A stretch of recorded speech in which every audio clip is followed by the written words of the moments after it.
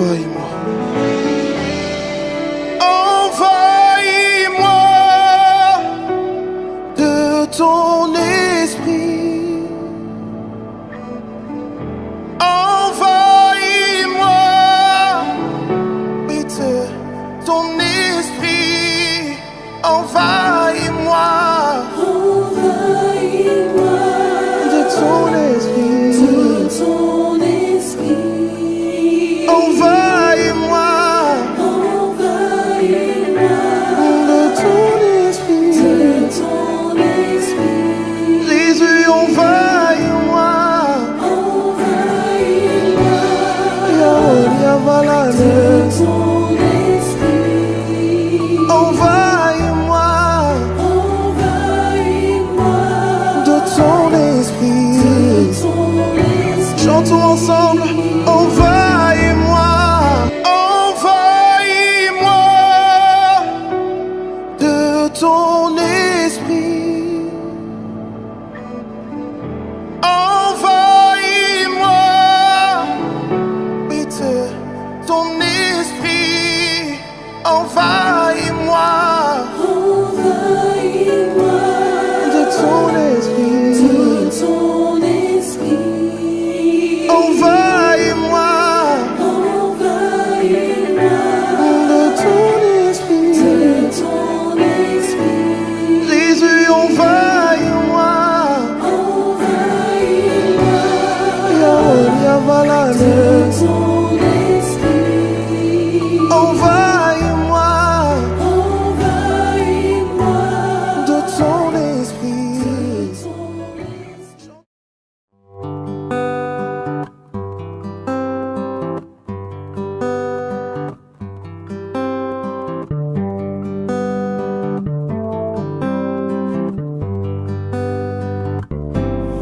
The Lord, my rock, in Him I hide, my shelter in the time of storm.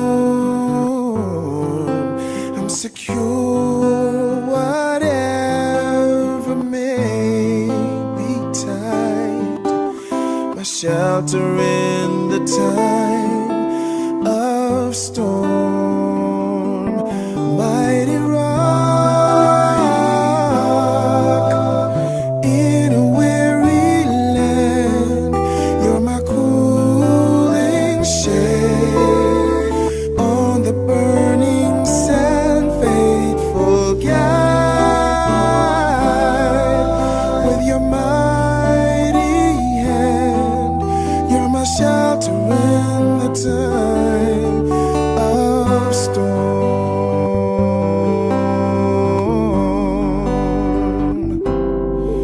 You're my shade by day, defense by night, a shelter in the time of storm. For you have put all my enemies to flight, my shelter in the time of storm. Mighty rock in a weary land, cooling shade on the burning sand, faithful guide. With your mighty hand, a shelter in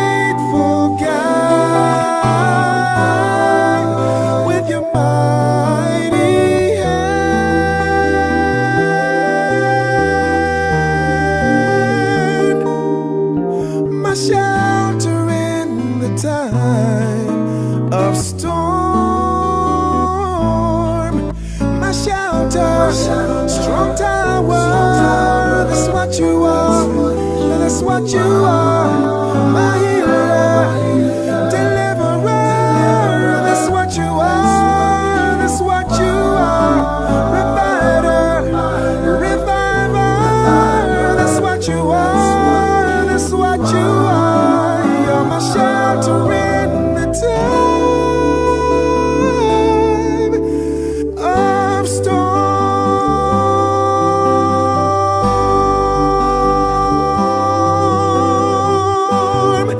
Yes, in the time of storm.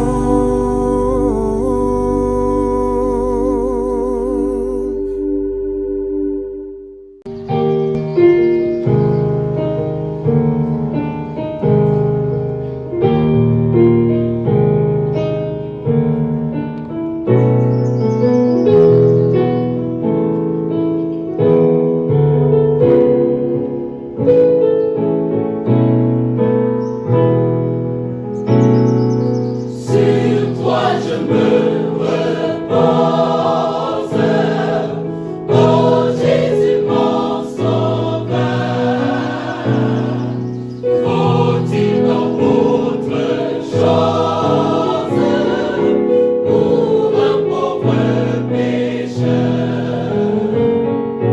Conduit par ta lumière, gardé par ton amour, vers la maison du Père, marchons de jour en jour. Sur toi je me repose, oh Jésus mon sauveur. Faut-il donc autre chose pour un pauvre pécheur?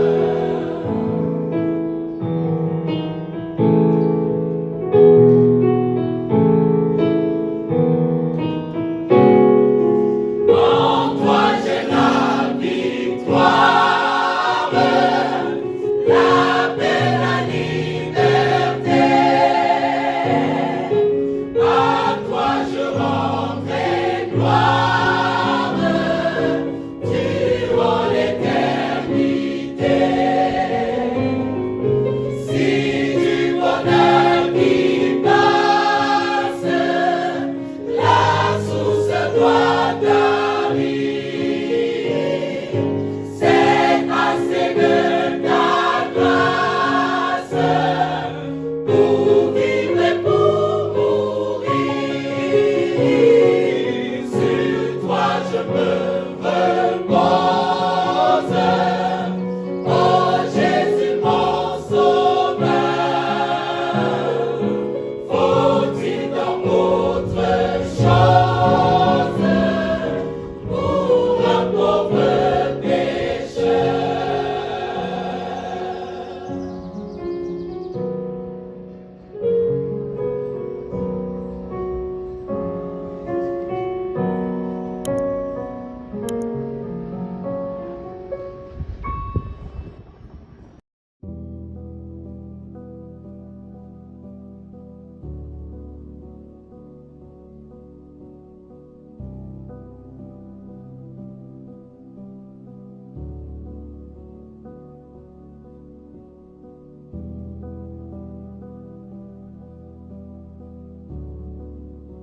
Amis internautes, frères et sœurs dans le Seigneur, pendant son escale dans notre planète, le plus grand orateur de tous les temps, Jésus le Christ, celui dont les huissiers avaient qualifié, jamais homme n'a parlé comme cet homme, s'est mis à enseigner les foules, dont l'épaisseur et la consistance du message doivent attirer notre attention particulière.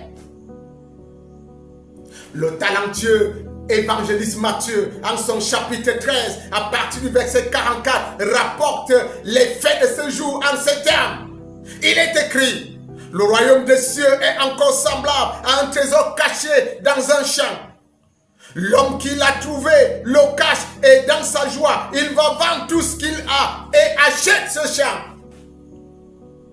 Il est écrit, le royaume des cieux est encore semblable à un marchand qui cherche de belles perles. Il a trouvé une perle de grand prix et il avait vendu tout ce qu'il avait et l'a acheté. Il est encore écrit, le royaume des cieux est semblable à un filet jeté dans la mer et ramassant les poissons de toute espèce. Quand il est rempli, les pêcheurs le tirent et après s'être assis sur le rivage, ils mettent dans les vases ce qui est bon et jettent ce qui est mauvais. Il est écrit, il en sera de même à la fin du monde. Les anges viendront séparer les méchants avec les justes. Et ils les jetteront dans la fournaise ardente où il y aura des pleurs et des grincements de dents. Le projet de la fin de notre monde est une réalité. Le Créateur a arrêté les temps et les événements qui émailleront la période finale de notre décadence. Il y a plus de 2000 ans aujourd'hui, le Seigneur a indiqué les signes par lesquels le monde remarquera que la fin est proche. Le grand prédicateur a ouvert ses entrailles à ses auditeurs pour leur donner les principes que le Seigneur utilisera pour mettre de côté ceux qui doivent entrer dans l'éternité et jeter dans la fournaise ceux qui méritent la mort. Il faut être un crack. Il faut être quelqu'un qui a une discipline particulière pour accepter vendre tout parce qu'on a découvert dans un champ un trésor. Il faut être quelqu'un qui a une discipline particulière. Il faut être un crack pour avoir trouvé une perle de grand prix et aller vendre tout ce qu'on possède afin d'acquérir cette perle. Il faut être d'une discipline particulière pour être de ceux qui, après avoir tiré des poissons de la mer, prennent le temps de choisir ce qui est bon pour mettre de côté et ce qui est mauvais de le rejeter dans la mer. Ah oui, chacun de nous est habité par un fragment de Dieu. Une espèce de moniteur de contrôle qui nous permet de choisir entre le bien et le mal. Nous sommes tous porteurs de ce moniteur de contrôle. Parce que chacun de nous a été créé unique en son genre. Chacun avec ses antennes digitales inimitables. Chacun avec son ADN inimitable.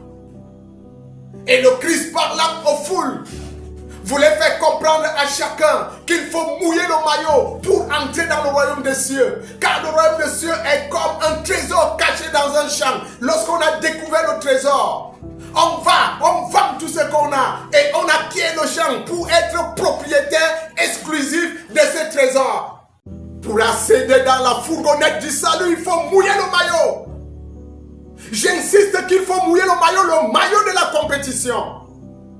Il faut éviter de donner des coups en l'air. L'apôtre Paul donnait déjà des conseils dessus. En disant, si je cours, je ne le fais pas comme dans l'aventure. Et si j'exerce la boxe, ce n'est pas pour donner des coups en l'air.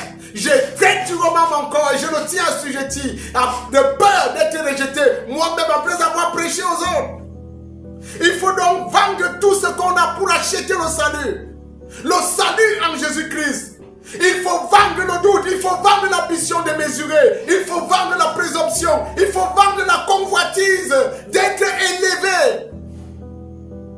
Il faut éviter de marquer de faux pas irréfléchis vers l'immaturité.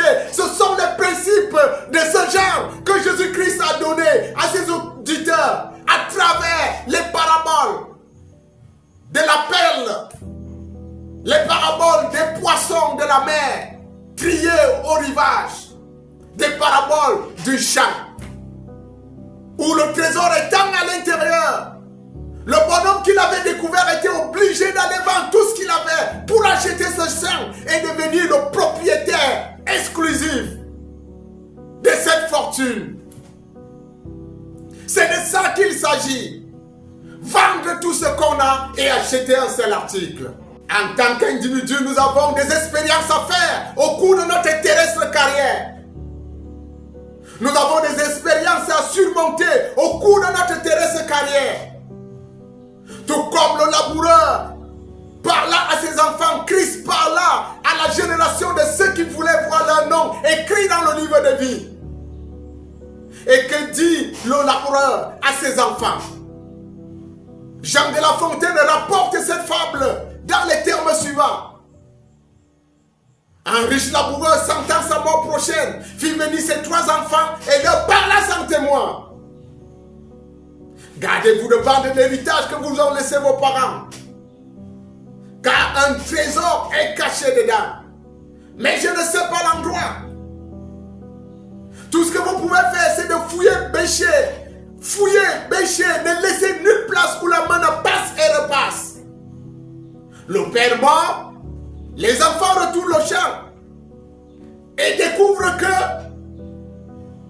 il n'y a pas autre chose que l'amour du travail.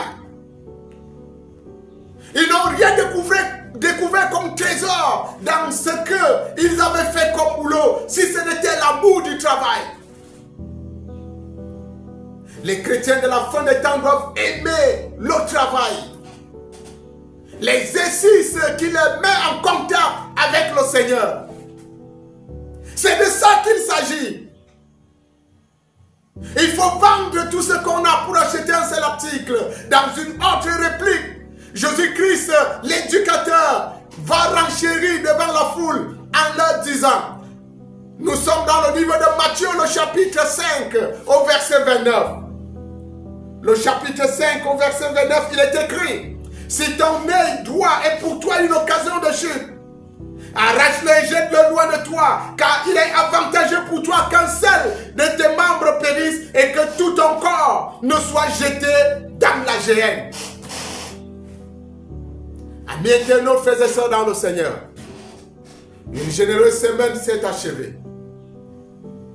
Il y en a qui vont assister aux obsèques de leurs chères personnes qui les ont quittés.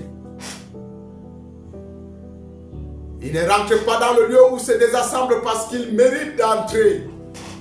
Mais c'est plutôt un sort réservé à tout le monde, à tous les humains. Par contre, nous qui sommes vivants jusqu'à présent, jouissons des avantages qui nous permettent d'écrire notre propre histoire avec une belle main d'écriture, dans le sens de vendre tout ce que nous avons, qui est désavantageux pour le royaume des cieux, pour acheter un seul article qui nous permettra d'entrer dans le royaume des cieux. Passez un agréable sabbat et que l'Éternel vous bénisse. Shalom.